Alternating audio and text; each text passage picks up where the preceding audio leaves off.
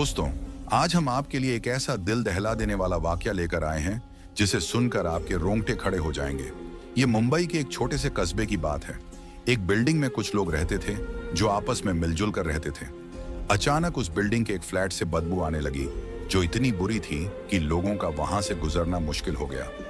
जब भी लोग काम से घर वापस आते या महिलाएं घर से निकलती तो उस बदबू से बचने के लिए अपनी नाक पर रूमाल रखकर ही गुजरती थीं। शुरुआत में लोगों ने सोचा कि शायद बिल्डिंग में कोई चूहा या बिल्ली जैसी जानवर मर गया होगा। लोगों ने अपने अपने घरों की पूरी तरह से तलाशी ली, लेकिन कुछ भी हाथ नहीं आया। जैसे जैसे दिन बीतते गए, बदबू और ज्यादा बढ़ती गई। फिर धीरे धीरे सबको यह एहसास हुआ कि यह किसी जानवर की नहीं बल्कि किसी इंसान की लाश की बदबू है। यह सुनकर सबकी आंखें फटी की फटी रह गईं। लेकिन आखिर मामला क्या था? उस बिल्डिंग के फ्लैट से इंसानी लाश जैसी बदबू क्यों आ रही थी? आखिर ऐसा क्या हादसा हुआ था जिसने सबको हिलाकर रख दिया? उस बिल्डिंग में 4 अपार्टमेंट थे, 701, 702, 703 और 704। अब लोग सोच में पड़ गए कि आखिर माजरा क्या है। 701 वाले ने 702 वाले से पूछा और इसी तरह सभी आपस में पूछताछ करने लगे। फिर सभी ने मिलकर 704 वाले फ्लैट में रहने वाले व्यक्ति से बात करने का फैसला किया। जब सब वहां पहुंचे तो उस व्यक्ति ने दरवाजा खोलने से मना कर दिया। शुरुआत में लोगों ने इस बात पर ज्यादा ध्यान नहीं दिया, लेकिन बाद में सबको यह महसूस हुआ कि जितनी भी बदबू आ रही थी वह सब उसी फ्लैट से आ रही थी। जब लोगों ने लगातार दरवाजा खटखटाया और काफी कोशिश की, फिर भी कोई जवाब नहीं मिला। अचानक से उसी कमरे से बदबू की जगह खुशबू आने लगी। इससे सबको यह एहसास हुआ कि कमरे के अंदर जो भी व्यक्ति है उसने अभी अभी रूम फ्रेशनर का इस्तेमाल किया है। लोग तुरंत नीचे आ गए और बिल्डिंग के मैनेजर से बात की। उन्होंने कहा, सर, हमारे फ्लैट्स में बहुत ज्यादा बदबू आ रही है, कृपया इसका कुछ समाधान निकालिए। लेकिन मैनेजर ने इस बात पर ज्यादा ध्यान नहीं दिया और समय बीतता गया। जैसे जैसे बदबू बढ़ती गई, लोगों ने यह ठान लिया कि वे उस कमरे में रहने वाले व्यक्ति से बात करके ही रहेंगे और उसे अपने फ्लैट की सफाई करने के लिए कहेंगे। उस फ्लैट में जलील नाम का एक आदमी रहता था। जब दूसरे अपार्टमेंट का एक व्यक्ति उसके कमरे के बाहर खड़ा कुछ सोच रहा था, तभी जलील कमरे से बाहर आया। उसके सामने खड़ा शख्स जलील को देखकर कहने लगा, तुम्हारे अपार्टमेंट से बहुत ज्यादा बदबू आ रही है और इस बदबू की वजह से हमारे 7वें माले पर खड़ा होना भी मुश्किल हो गया है। तुम्हें अपने कमरे की सफाई कर लेनी चाहिए। हो सकता है तुम्हारे कमरे में कोई जानवर मर गया हो। जलील ने जवाब दिया, अच्छा, बदबू आ रही है। मुझे तो कोई बदबू महसूस नहीं हुई और इस बारे में मुझे कुछ पता भी नहीं था। खैर, जब मैं शाम को काम से लौटूंगा तब सफाई कर लूंगा। इतना कहकर जलील वहां से तुरंत निकल गया। वह आदमी वहीं खड़ा सोचने लगा, हम लोग बाहर खड़े होकर इतनी बदबू से परेशान हो रहे हैं और यह शख्स अपने कमरे में रहते हुए इस बदबू के साथ कैसे जी रहा है। वह आदमी जल्द ही बिल्डिंग के बाकी लोगों के पास गया और उन्हें बताया कि जलील की हरकतें उसे ठीक नहीं लग रही थीं। सब लोग मिलकर बिल्डिंग के मैनेजर के पास गए और इस मामले पर चर्चा की। तब उन्हें याद आया कि दिल्ली में कुछ दिन पहले ऐसा ही एक मामला हुआ था, जहां एक व्यक्ति ने एक लड़की की बेरहमी से हत्या कर दी थी और उसके टुकड़े करके फ्रिज में रख दिए थे। अब उन्हें शक होने लगा कि कहीं ऐसा ही कुछ 704 नंबर के कमरे में न हो रहा हो। 704 में रहने वाला जलील और उसकी पत्नी बाकी लोगों से अलग थलग रहते थे। उस बिल्डिंग के बाकी फ्लैट्स में लोग आपस में काफी मिलजुल कर रहते थे, लेकिन जलील हमेशा चुपचाप रहता था और सिर्फ अपने काम से काम रखता था। उसकी पत्नी भी किसी से ज्यादा घुलती मिलती नहीं थी, बस चुपचाप रहती थी। लोगों ने सोचा कि शायद उनके कमरे में कोई बड़ी समस्या चल रही हो। जब कोई समाधान नहीं मिला तो सबने मिलकर पुलिस को कॉल कर दिया। पुलिस आई और बिल्डिंग के मैनेजर ने उन्हें 704 नंबर के फ्लैट के बाहर ले जाकर बदबू के बारे में बताया। पुलिस वालों ने बदबू को महसूस करते ही अंदाजा लगा लिया कि कुछ तो गड़बड़ है, क्योंकि ऐसे मामले उन्होंने पहले भी देखे थे। पुलिस ने वहां खड़े लोगों की मदद से दरवाजा तोड़ दिया। जैसे ही दरवाजा टूटा, अंदर से इतनी तेज बदबू आई कि सबके रोंगटे खड़े हो गए और लोग कक्ष से पीछे की ओर भागने लगे। बदबू इतनी ज्यादा थी कि सहन करना मुश्किल हो गया। पुलिस ने मास्क लगाकर फिर से कोशिश की और कमरे के अंदर घुसी। कमरे में घुसते ही पुलिस ने देखा कि जमीन पर लकड़ी काटने वाली आरी पड़ी हुई थी। यह देखकर पुलिस को शक हुआ। सबसे पहले पुलिस वाले बेडरूम में गए, फिर बाथरूम की जांच की, लेकिन वहां कुछ नहीं मिला। इसके बाद उन्होंने फ्रिज की ओर देखा, क्योंकि उन्हें शक था कि दिल्ली वाली घटना यहां भी दोहराई गई होगी, लेकिन फ्रिज में कुछ नहीं मिला। फिर पुलिस वाले किचन में पहुंचे। किचन में जो उन्होंने देखा, उससे उन्हें सारी स्थिति समझ में आ गई। किचन में 2 बाल्टियां और एक टब रखा हुआ था, जिनमें खून भरा हुआ था। खून के साथ उन बाल्टियों में छोटे छोटे मांस के टुकड़े भी थे, लेकिन अभी भी यह साफ नहीं हो पाया था कि यह मांस के टुकड़े किसी जानवर के हैं या इंसान के। उनमें से कई लोग यह सोच रहे थे कि यहां जरूर कुछ गलत हो रहा है। कुछ ने तो यह भी अंदाजा लगाया कि शायद ये लोग कसाई हैं और यह जो सारे टुकड़े हैं ये किसी जानवर के हैं। लेकिन थोड़ी देर बाद उनकी यह सोच बदल गई, जब उन्होंने एक बाल्टी में एक मानव टांग देखी। उसके अलावा वहां और भी छोटे छोटे मांस के टुकड़े थे। पुलिस ने और गहराई से जांच की और पाया कि रसोई में एक प्रेशर कुकर भी है जो ढका हुआ था। जैसे ही पुलिस ने प्रेशर कुकर खोला, उनके सामने एक और चौंकाने वाला दृश्य आया। प्रेशर कुकर के अंदर भी मांस के कई टुकड़े भरे हुए थे।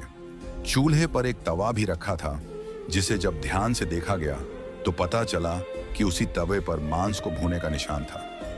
पुलिस के मन में सवाल उठ रहे थे कि आखिर वह इंसान कौन था जिसे इस तरह से मार दिया गया। इसी बीच पुलिस को एक कटी हुई चूड़ी मिली, जो किसी महिला की थी। अब उन्हें समझ में आ गया था कि यह सभी टुकड़े एक औरत के हैं। अब तक उनके पास एक सुराग था, लेकिन उन्हें पता करना था कि यह महिला कौन थी। पुलिस ने पास के लोगों से पूछताछ की। लोगों ने बताया कि यहाँ एक जोड़ा रहता है, जलाल और उसकी पत्नी मबीना। जलाल को सुबह देखा गया था, लेकिन मबीना को 2-3 दिन से कोई नहीं देख पाया था। अब पुलिस को शक था कि शायद यह मबीना ही है, लेकिन सच क्या था यह जलाल ही बता सकता था। पुलिस ने तय किया कि उन्हें जलाल को पकड़ना होगा, लेकिन एक समस्या थी।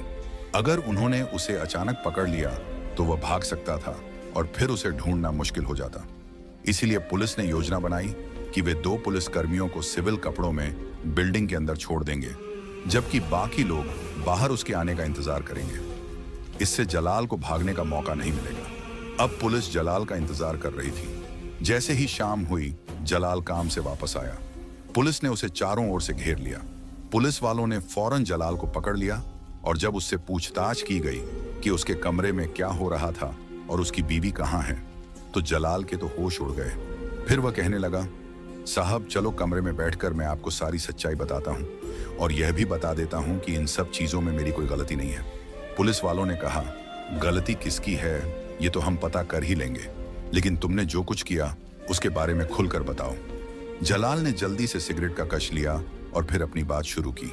उसने बताया, मैं एक छोटे से घर में अपने माँ बाप के साथ रहता था और मेहनत मजदूरी करता था। जब मैं जवान हुआ तो मेरे माँ बाप दुनिया से चल बसे। अब मैं बिल्कुल बेसहारा हो गया था। बेरोजगार तो मैं पहले ही था, कभी काम मिलता कभी नहीं, लेकिन फिर मैं एक पक्की जगह पर नौकरी करने लगा। वह एक परचून की दुकान थी। मैं दुकान अच्छे से चला रहा था। आसपास के लोग वहां से सामान खरीदते थे और मेरी भी बहुत इज्जत करते थे। मेरी काफी जान पहचान हो गई थी। लेकिन एक दिन कुछ ऐसा हुआ कि उस दुकान पर एक औरत आई जो सामान खरीद कर चली गई। वह अक्सर मेरी दुकान पर आने लगी और मुझे वह अच्छी लगने लगी। कुछ दिन तो बड़े अच्छे गुजरे, लेकिन अचानक एक हादसा हुआ। एक कार की टक्कर से मेरा एक्सीडेंट हो गया और मेरा काफी खून बह गया। मुझे खून चढ़ाया गया ताकि मेरी जान बच सके। अल्हम्दुलिल्लाह मैं ठीक हो गया, लेकिन कुछ महीनों बाद फिर से बीमार पड़ गया। जब मैंने अस्पताल जाकर अपने टेस्ट कराए तो मुझे पता चला कि मुझे कैंसर हो गया है। मैंने और टेस्ट करवाए और अंदाजा हुआ कि जिस खून से मेरी जान बचाई गई थी, उसी की वजह से मुझे यह बीमारी हुई। मैंने इलाज करवाना शुरू किया और फिर से अपने काम पर लौट आया। उसी दुकान पर फिर से मेरी मुलाकात उसी लड़की से हुई जिसका नाम मबीना था। अब हम दोनों एक दूसरे के और भी करीब आ गए थे, क्योंकि अब दोस्ती प्यार और प्यार के बाद शादी में बदलने वाली थी। और फिर वह दिन आ गया जब हमने शादी कर ली। हम दोनों एक अच्छी जिंदगी बिता रहे थे, लेकिन अब खर्चे काफी बढ़ चुके थे। पहले तो मैं अकेला था, अब बीवी आ चुकी थी।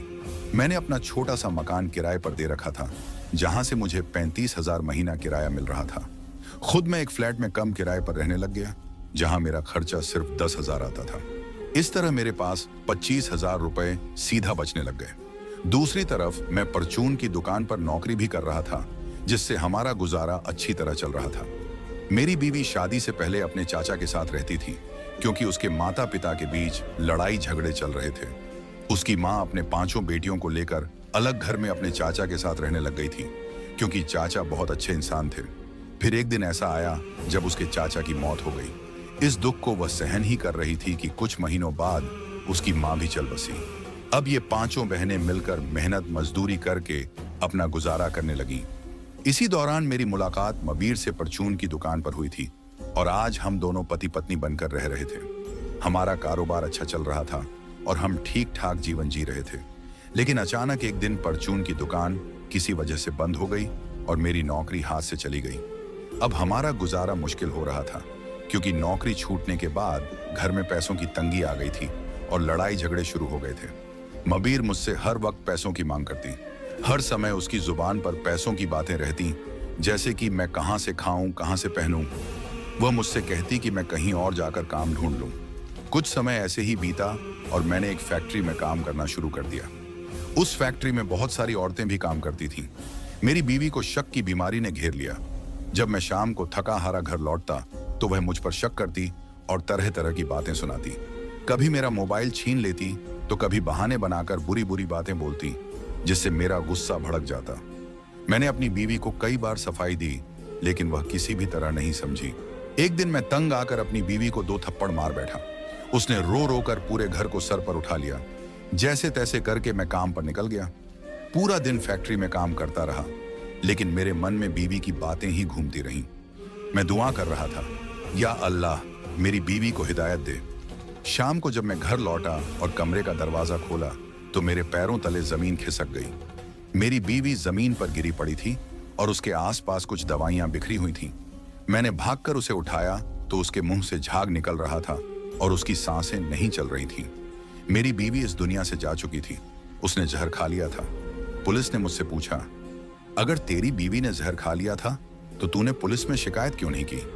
मैंने डरते हुए जवाब दिया, मुझे डर था कि पुलिस मुझे ही दोषी ठहराएगी और जेल भेज देगी, क्योंकि गलती तो मेरी बीवी की थी और मैं बलि का बकरा बन जाता। इसीलिए मैंने आप लोगों को कुछ नहीं बताया। मैंने सोचा कि क्यों ना मैं उसकी लाश को ठिकाने लगा दूं, लेकिन पूरी लाश को ऐसे ही बाहर ले जाना मुश्किल था क्योंकि मैं 7वीं मंजिल पर रहता था। अगर मैं लाश को बाहर ले जाता तो कोई ना कोई मुझे देख लेता और सवाल करता कि तू यह क्या कर रहा है। तब मैं उन्हें क्या बताता? फिर मैंने फैसला किया कि बीवी की लाश के छोटे छोटे टुकड़े कर दूंगा और उन्हें ठिकाने लगा दूंगा। सबसे पहले मैं शहर जाकर कुछ औजार खरीद लाया, जैसे कि हथौड़ा, आरी, लकड़ी काटने वाली कट्टर और कुछ और सामान। फिर मैं घर लौट आया और बीवी की लाश के छोटे छोटे टुकड़े करने लगा।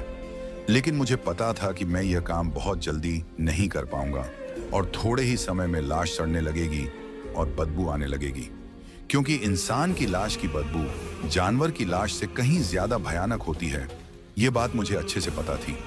तब मैंने सोचा कि इस बदबू को खत्म करने का एक ही तरीका है। मैंने एक प्रेशर कुकर लिया और बीवी की लाश के कुछ टुकड़े उसमें डालकर उबालने लगा। उबालने के बाद मैं उन्हें तवे पर फ्राई कर लेता था।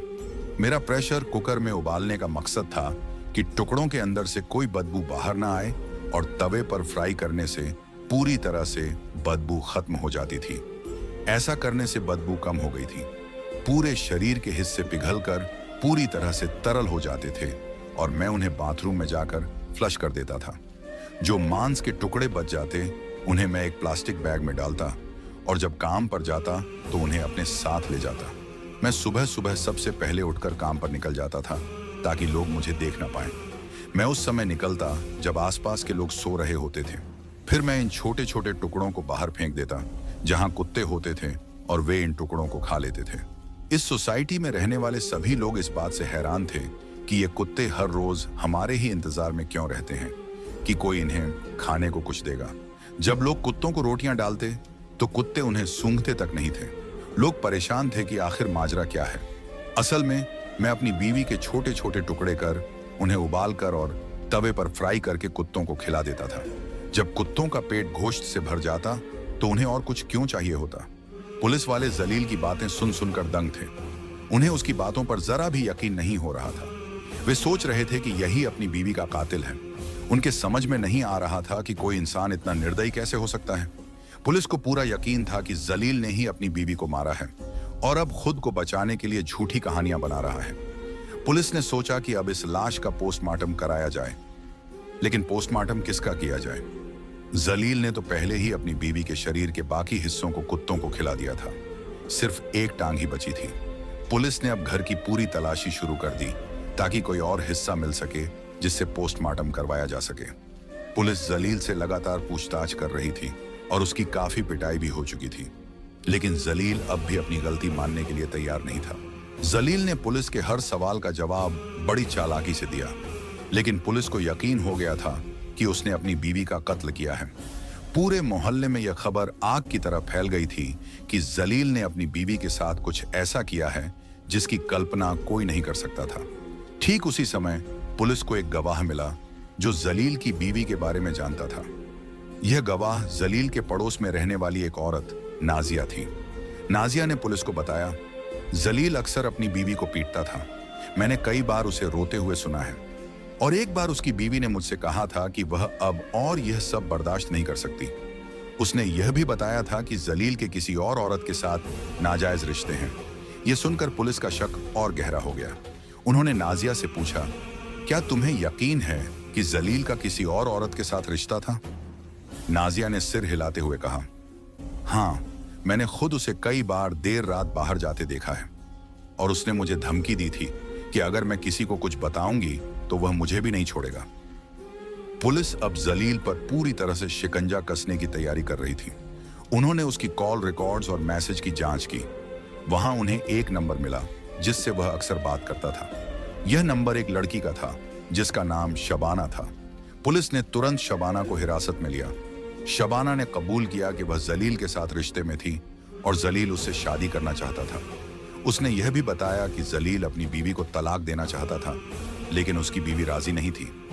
वह बार बार कहती थी कि अगर जलील ने उसे छोड़ा तो वह खुद को मार लेगी, लेकिन मुझे नहीं पता था कि वह वाकई ऐसा करेगी, शबाना ने डरते हुए कहा। अब पुलिस ने जलील से सख्ती से पूछताछ शुरू की। पिटाई के बाद जलील ने आखिरकार सच उगल दिया। उसने कहा, हाँ, मैं शबाना से प्यार करता था, लेकिन मेरी बीवी बार बार मुझे धमकी देती थी कि वह खुदकुशी कर लेगी। उस दिन जब मैंने उसे थप्पड़ मारा तो उसने मुझसे कहा कि अब वह मेरी जिंदगी से हमेशा के लिए चली जाएगी। मैंने सोचा था कि वह मजाक कर रही है, लेकिन जब मैं शाम को घर लौटा तो उसने सच में अपनी जान ले ली थी। पुलिस अधिकारी ने पूछा, तो तूने उसकी लाश को टुकड़ों में क्यों बांटा? जलील ने कांपते हुए जवाब दिया, मुझे डर था कि अगर किसी को पता चला कि उसने खुदकुशी की है तो लोग मुझे दोषी ठहराएंगे, इसलिए मैंने उसकी लाश को ठिकाने लगाने का फैसला किया। लेकिन पुलिस को यह कहानी अधूरी लगी। उन्होंने जांच आगे बढ़ाई और जलील के घर की दीवारों और फर्श से खून के धब्बे इकट्ठा की। यह खून एक तेज धार वाले हथियार से कटने का सबूत दे रहा था। पोस्टमार्टम रिपोर्ट से पता चला कि जलील की बीवी की मौत जहर खाने से नहीं बल्कि गला काटने से हुई थी। पुलिस ने जलील से कहा, तू झूठ बोल रहा है, तेरी बीवी ने खुदकुशी नहीं की थी, तूने उसका कत्ल किया है। जलील अब पूरी तरह टूट गया और उसने कबूल कर लिया। उसने कहा, हाँ, मैंने उसे मारा। वह बार बार मुझे ताने देती थी, मुझे नीचा दिखाती थी, और जब उसने शबाना के बारे में जान लिया तो उसने मुझे घर से निकालने की धमकी दी। गुस्से में आकर मैंने उसका गला काट दिया। जलील को गिरफ्तार कर लिया गया। अदालत में उसे अपने गुनाहों की सजा मिली। जज ने कहा, तेरा गुनाह माफ करने लायक नहीं है। तूने न सिर्फ अपनी बीवी का कत्ल किया बल्कि उसके शरीर के साथ जो किया वह इंसानियत के खिलाफ है। जलील को उम्र कैद की सजा सुनाई गई। शबाना को भी अदालत ने सह आरोपी बनाया और उसे साजिश रचने के लिए दोषी ठहराया।